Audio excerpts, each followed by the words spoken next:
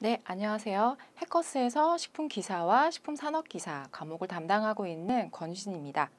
이번 시간에는 식품기사와 식품산업기사 필기 과목에 대한 주요 시험 내용과 그리고 필기 과목을 어떻게 하면 좀 더 효과적으로 효율적으로 학습할 수 있을지에 대한 내용을 그 방법들을 간략하게 설명드리려고 합니다. 네, 먼저 식품기사와 식품산업기사 자격증을 취득하게 되면 다음과 같은 법령상 우대사항이 있습니다. 첫 번째, 공무원 채용시험의 가산 대상이 되기도 하고요. 그리고 식품업체와 건강기능식품 제조업체 등에서 품질관리인의 자격 기준이 되기도 합니다. 그 이외에 굉장히 다양한 채용시험의 특전이 있기도 하고요.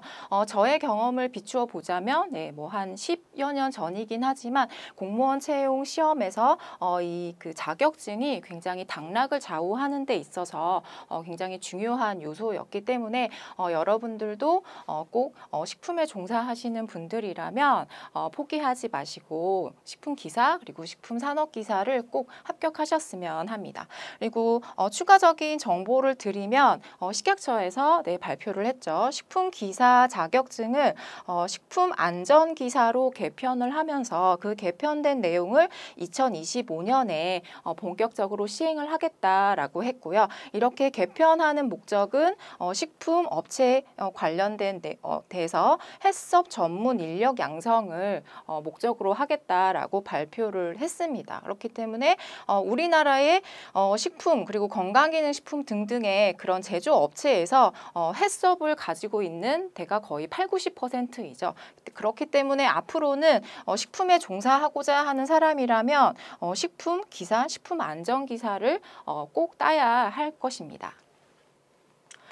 네, 먼저 식품산업기사, 식품기사의 시험 과목과 검정 방법을 보시면 자, 필기에서는 식품기사는 식품위생학과 화학, 가공학, 미생물학 그리고 마지막으로 생화학 및 발효학 이 5과목을 치르게 되고요. 식품산업기사는 4과목 그리고 플러스 식품제조공정을 보게 되죠. 그 합격 기준은 100점 만점에 과목당 40점이지만 전 과목 평균이 60점 이상이어야 합니다. 반면 실기의 경우에는 식품기사 같은 경우 식품 생산관리 실무의 전반적인 내용에 대해서 필답, 서술형으로 2시간 30분 정도 이렇게 시험을 보도록 이제 변경이 되었고요. 식품산업기사 같은 경우에는 식품 품질관리 실무 에 대한 내용으로 작업형 4시간 정도를 시험을 보게 됩니다. 이것도 마찬가지로 합격 기준은 100점 만점에 60점 이상이어야 합니다. 네, 다음은 식품기사와 식품산업기사에서 우리가 필기를 어떻게 접근하면 될지 그 학습 요령을 몇 가지 설명드리려고 하는데요. 총 크게 5가지 정도로 설명드릴 거고 요거는 꼭 기억해 두셨으면 좋겠습니다. 먼저 식품 관련 전공자와 비전공자는 좀 학습 방법이 다른데요. 우선은 전공자 같은 경우는 앞서 나오는 그런 과목들을 전공 과목으로 배우신 분들이 많을 거예요. 그렇기 때문에 좀 익숙하니까 기출을 먼저 풀어보시고 기출의 출제 경향을 먼저 분석을 합니다. 그리고 좀 어렵다, 모르는 부분에 대해서는 그 문제에 대해서는 해설을 보고 이해를 하고 그 부분을 암기해 주시는 것이 좋습니다. 그런 다음 생화학이나 식품가공학처럼 좀 전공 과목으로 배웠다 하더라도 많이 잊어버렸거나 좀 어려운 과목에 대해서는 좀 이론을 체계적으로 학습할 필요가 있습니다. 다음 비전공자의 경우에는 이제 모든 용어들이 다 생소할 수밖에 없죠. 그렇기 때문에 이론부터 한 2~3번 정도 정독을 하면서 용어를 좀 더 익숙하게 만들고 그 전체적인 흐름을 이해하는 것이 필요합니다. 그런 다음에 이제 기출을 보게 되면 좀 더 문제를 쉽게 학습할 수가 있고요. 그 다음 마지막으로 이제 시험을 보기 바로 직전에는 키워드 중심으로 암기해 주시는 것이 것이 굉장히 효과적입니다. 다음 두 번째는 실기 대비까지 이제 필기에서 한 번에 하자는 그런 말씀을 드리고 싶은데요. 그 이유는 우리의 그 최종 목표는 식품 기사에서 필기 합격이 아니라 최종 실기까지 합격하는 것이죠. 그렇기 때문에 필기만 공부하려고 뭐 기출을 몇 년치 풀어보고 합격을 했다. 그 이후에 이제 실기를 준비할 때에 좀 막막해집니다. 그때 실기를 어떻게 학습해야 할지를 잘 몰라서 좀 공부를 하다가 중도에 포기하는 경우들이 굉장히 많기 때문에 필기를 학습할 때부터 실기 대비까지 완벽하게 하는 것을 추천합니다. 다음 세 번째로는 그 5가지 과목들이 유기적으로 연결되어 있기 때문에 좀 순서를 구분을 해서 학습할 필요가 있다는 말씀을 드리고 싶은데요. 먼저 그 5과목 중에서 굉장히 식품기사, 산업기사에서 기본이 될 수 있는 식품화학과 식품미생물학을 우선적으로 공부해야 합니다. 식품화학을 먼저 공부한 다음에는 이와 연관이 되어 있는 식품가공학을 학습하는 것을 추천하고요. 그런 다음 식품 제조 공정을 보게 되면 식품가공학과 식품 제조 공정은 굉장히 유기적으로 연결이 되어 있기 때문에 이렇게 좀 효율적으로 학습할 수 있고요. 그리고 식품 제조 공정은 식품 기사에서의 과목은 아니지만 식품 기사에서 이 식품 제조 공정의 내용들을 좀 알면 식품 가공학에서 좀 더 점수를 더 얻을 수 있습니다. 다음은 식품미생물학. 식품미생물학을 우선적으로 공부한 다음에 식품위생학을 보게 되면 식품미생물학 첫 번째, 그 다음 식품위생학을 보게 되면 식품위생학까지 좀 더 쉽게 이해할 수 있고요. 그런 다음 식품미생물학 다음 생화학 및 발효학을 공부하게 되면 여기에서도 굉장히 중복되는 내용들이 많고 특히나 발효학 같은 경우에는 식품미생물학이 굉장히 기본적 베이스가 되기 때문에 반드시 식품미생물학을 학습하고 발효학을 공부하는 것이 좋습니다. 자, 네 번째로는 표와 키워드 중심의 학습을 하는 것이 좋다라는 말씀을 드리고 싶은데요. 식품기사 그리고 산업기사에서는 굉장히 알아야 할 내용들, 외워야 할 내용들이 굉장히 많습니다.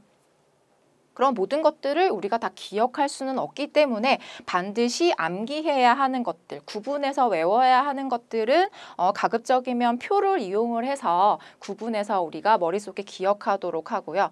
그 다음에 또 좀 복잡한 내용이다 하는 것들은 나무를 생각했을 때 나무에 일단 큰 줄기를 잡고 골격을 잡은 다음에 그 위에 여러 가지 키워드들을 배치를 해서 가지를 치는 식으로 공부를 하게 되면 굉장히 효과적으로 기억을 하고 고득점을 할 수 있을 것이라고 생각합니다. 마지막으로는 이해와 암기를 적절히 구분해야 하는데요. 마찬가지로 모든 것을 암기할 수 없기 때문에 이해만 해도 되는 부분은 이해로 넘어가고 반드시 암기해야 하는 부분 위주로 암기를 하는 것을 추천합니다. 예를 들어서 해썹이다. 해썹에서 선행요건이나 7원칙 12절차 같은 경우 대부분의 사람들이 그냥 다 외워서 그 절차를 머리에 외워서 시험을 보는 경우들이 많은데 제가 생각했을 때는 해썹 부분은 나중에 실기, 필답 부분에서도 그렇지만 이거를 전체적으로 사례를 하나 들어서 이해를 한 다음에 굳이 외우지 않더라도 이해만 하고 있으면 충분히 문제를 풀 수 있습니다. 그리고 필답에서도 서술형으로 쉽게 풀어 쓸 수 있기 때문에 그 부분은 이해가 필요한 부분이고요. 암기 같은 경우는 특히나 식품위생학에서 식중독의 종류라든지 그 독소명이라든지 이런 것들은 반드시 연결해서 그 키워드 위주로 암기해야 하는 부분입니다. 이렇게 소개를 드렸고요. 자, 그럼 이제 과목별로 어떻게 접근을 해야 할지 우선적으로 그간의 출제 경향을 보시겠습니다. 첫 번째 과목인 식품위생학에서 우선 식품기사를 보면 가장 큰 비율을 차지하는 곳은 식중독 부분이죠. 그 다음이 식품과 감염병, 그 첨가물, 이 정도죠. 이 부분은 굉장히 여러분들이 중점적으로 공부하는 부분이지만 간과하는 곳이 자 식품위생검사와 위생 관련 법규 그리고 해썹 부분을 간과하시는데 이 부분은 좀 어렵기도 하고 관련 법규가 굉장히 방대하기 때문에 그것들을 다 공부하기가 어렵죠. 그런데 제가 생각했을 때는 앞으로 이 부분이 좀 더 중요해질 것이라고 생각합니다. 앞서 설명드렸던 것처럼 식품 안전기사로 변경이 되면서 특히나 해썹 부분이 출제 비율이 높아질 가능성이 높고요. 그리고 필답 부분에서 이 위생 관련 법규 부분이 굉장히 많이 출제되기 때문에 또 이 부분도 좀 필기에서부터 좀 체계적으로 학습할 필요가 있습니다. 식품위생검사 같은 경우에는 산업기사의 경우에도 이 위생검사를 작업형으로 또 시험 봐야 하기 때문에 네, 이 부분도 네, 중요하겠죠. 다음 식품산업기사도 식품기사와 마찬가지로 식중독 부분이 높은 부분이 출제 비율이 높은 부분이고요. 다른 부분들도 대동소이한 그런 수준입니다. 네, 식품화학 부분에서 네, 우선 기사 부분을 보시면 식품의 특수 성분이죠. 맛과 향과 색소 성분 그 부분이 굉장히 출제 비율이 높고요. 그 다음은 탄수화물, 지질, 단백질 순이죠. 무기질과 비타민은 좀 출제 비율이 낮긴 하지만 비타민 같은 경우 우리 생화학 발효학에서도 중복 출제되는 부분이기 때문에 이 부분도 한번 공부해 놓으시면 일거양득하실 수 있는 그런 부분입니다. 여기서도 이제 식품 성분 분석이 나오는데 이 부분도 식품 기사에서 필답형에서 주로 출제되는 부분이고요. 산업 기사에서도 이 부분을 작업형으로 우리가 또 시험 봐야 하기 때문에 네, 필기에서 또 좀 체계적으로 학습할 필요가 있는 부분이죠. 그리고 자 식품화학에도 굉장히 그 내용이 방대하지만 우리가 식품 기사에서는 자 탄수화물, 지질, 단백질에서 나오는 부분이 좀 한정적이에요. 예를 들자면 탄수화물에서는 전분의 호화와 노화, 그리고 지질에서는 지질의 산화 부분, 단백질에서는 단백질 변성 부분에서 출제 비율이 높기 때문에 그 부분 위주로 해서 학습을 하면 그리 어렵지 않게 학습할 수 있을 것이라고 생각합니다. 식품 산업기사에서도 비슷한 수준이고요. 여기에서는 식품의 특수 성분이 좀 더 높은 비율을 차지하죠. 나머지 부분들은 이 식품 기사와 난이도나 어떤 출제 비율이 비슷한 수준입니다. 자, 식품 가공학은 학생들이 굉장히 어려워하는 부분이죠. 식품 업체에서 현장 경험이 없다면 식품 가공하기 어려울 수밖에 없는데요. 우선은 비율을 보자면 식품 저장 부분이 출제 비율이 가장 높아요. 그런데 이 부분은 식품 위생학에서도 나오기도 하고 미생물학에서도 중복 출제되는 부분이기 때문에 네, 이 부분 굉장히 중요합니다. 나머지는 공유 서류 가공 부분이 조금 높고 나머지 부분들은 출제 비율이 좀 비슷하게 골고루 출제되는 경향이 있죠. 그리고 식품 가공학에서는 식품공학과 관련된 그 계산 문제들이 그 회차마다 한두 문제씩 출제되는데 계산 문제는 다들 어려워하죠. 하지만 식품공학에서 나오는 그 계산 문제들의 계산식이 몇 가지 안 되기 때문에 그 계산식만 몇 가지 기억을 해두시고 단위 환산만 잘 해주신다면 충분히 계산 문제도 푸실 수 있습니다. 그래서 이것도 포기하지 마시고 계산식을 좀 외워두셨으면 합니다. 네, 식품 산업기사도 유사하죠. 식품의 저장 부분이 좀 출제 비율이 높은 부분이고요. 나머지도 좀 골고루 네, 출제되는 경향이 있습니다. 자, 다음은 식품 미생물학 부분에서는 네, 기사에서 자 세균 부분이 굉장히 많이 출제되고 자 곰팡이도 많이 출제되죠. 식품 일반 부분 이 부분 굉장히 많이 출제되는데 식품 미생물학에서 어려워하는 것은 미생물의 종류가 굉장히 다양하고 각각의 특징들이 다르기 때문에 그걸 어떻게 다 외우냐라고 어려워하시는데 자 여기에서의 방법은 일단 그 미생물은 분류 체계가 있죠. 세균의 분류 체계, 곰팡이의 분류체계, 효모의 분류체계가 조금씩 다릅니다. 이렇게 분류체계 위주로 해서 각각의 좀 큰 분류를 한 다음에 그거에 좀 세부적으로 학습하게 되면 그리고 세균에서 또 중요한 몇 가지 균들이 있고요. 효모에서 중요한 몇 가지 균, 그리고 곰팡이에서 주로 출제되는 몇 가지 곰팡이 종류들이 있기 때문에 그 부분 위주로 중점적으로 핵심 부분만 학습하게 되면 그렇게 어렵지 않게 학습하실 수 있습니다.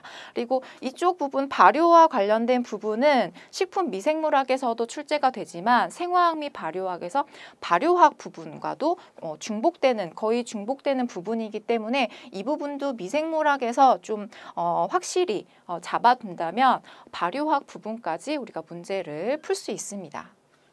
네, 마찬가지로 식품 산업기사에서도 세균 부분이 높죠. 그리고 곰팡이, 효모, 미생물 일반적인 부분이 좀 높은 비율을 차지하고요. 여기에서도 발효와 관련된 내용들이 많이 출제됩니다. 자, 다음 생화학 및 발효학은 식품 기사 시험에서만 해당이 되죠. 이 부분은 생화학과 발효학 부분으로 나뉘고요. 한 과목에 생화학과 발효학 두 과목이 들어있기도 하고 생화학은 생화학대로 발효학은 발효학대로 굉장히 어려운 학문입니다. 그런데 우리가 여기에서 모든 것을 또 다 알 필요는 없어요. 여러분들이 그냥 몇 문제 풀어보고 이건 너무 생소하고 어렵다라고 해서 포기하시는 분들이 계신데 만약에 포기할 경우 꽈락 40점이 걸려서 불합격하실 수도 있습니다. 그러니까 이 과목은 최소한 학습을 해야 하는 부분이고 자, 생화학 부분에서 보시면 탄수화물 대사, 지질 대사, 단백질 대사 굉장히 내용이 많죠. 네. 그리고 그 안에도 여러 가지의 그 단계들이 있는데 우리가 그 단계를 다 알 필요는 없고 식품 기사에서 자주 출제되는 주요 내용만 기억하시면 됩니다. 네, 그렇게 학습하시면 좋을 것 같고요. 비타민은 우리가 식품화학에서도 했던 부분이기 때문에 추가적으로 조금만 학습을 하시면 비타민 부분 충분히 문제를 푸실 수 있습니다. 그리고 이 발효학과 관련된 부분은 앞서 우리가 학습한 식품 미생물학에서의 그 발효공학 부분과 거의 대부분 겹치기 때문에 한번 학습을 해 놓으시면 이 부분도 충분히 문제를 풀 수 있습니다. 자, 마지막으로 식품 산업기사에 출제되는 식품 제조 공정 파트인데요. 자, 이 부분 또 어려워하죠. 그 현장 경험이 없으면 굉장히 그 용어들이 생소하기 때문에 접근하기가 쉽지 않은데 자, 여기를 공부하는 방법, 내용은 그리 많지 않지만 단어들이, 그러니까 기기의 용어들이 굉장히 생소해서 어려워하기 때문에 각각의 공정별로 등장하는 기기가 한정되어 있습니다. 그리고 그 기기들 중에서도 주로 출제되는 문제들이 있기 때문에 각각의 공정별로 표를 통해서 그 기기의 명칭을 이해를 하게 되고 그 표를 외우게 되면 여기에 있는 한 12가지 정도의 각각의 공정에 대해서 어렵지 않게 문제를 푸실 수 있을 거라고 생각합니다. 그래서 여기까지 각각의 과목별로 필기 접근하는 방법들까지 해서 말씀을 드렸고요. 이러한 내용들을 잘 기억해 두셨다가 필기 공부하실 때 그리고 실기 공부하실 때 많이 응용해서 한 문제라도 더 맞추셨으면 좋겠고 어쨌든 여러분들이 그 강의를 들으시면서 잠깐이지만 여러 가지를 얻어가셔서 결과적으로 식품기사 그리고 산업기사 꼭 합격하시길 바랍니다. 네, 감사합니다.